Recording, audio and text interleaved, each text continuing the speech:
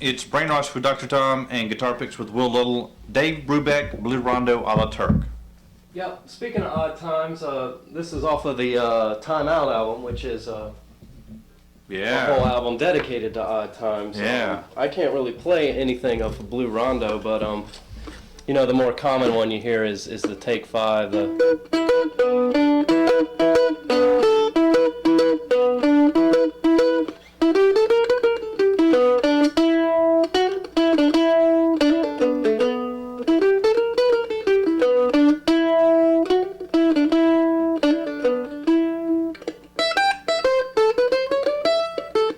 You know, and it goes on like that.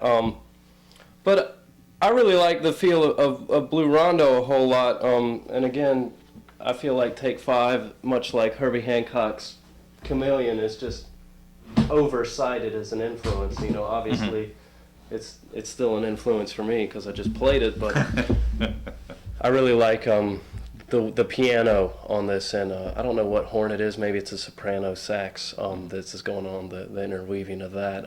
Kind of a pedal tone on the piano, a constant droning note with a moving counter melody either above or below it, and it's a real nice group of layers that comes together to make a real nice final product.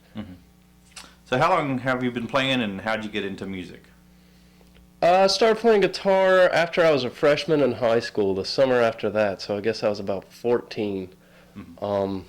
This was back in, I guess, 94.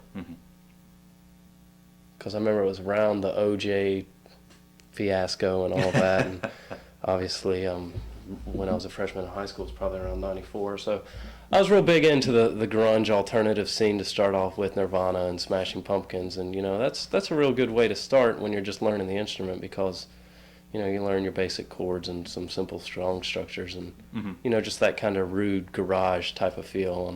Smashing Pumpkins was real interesting to me, starting off because they kind of had a little bit more of a technical edge to it with the two guitars, and you know, they played some more complicated lines.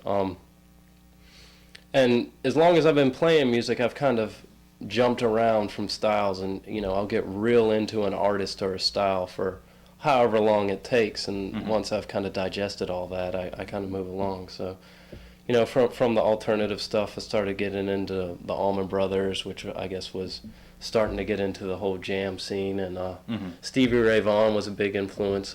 Started playing a Strat, so obviously that was someone to imitate from the get-go, and also had that more technical edge and more complicated song structure, even though it still is the blues. Went to college, obviously, you know, started meeting a lot of new people, listening to a lot of new music, and that's probably when I started listening to Fish, was in 97.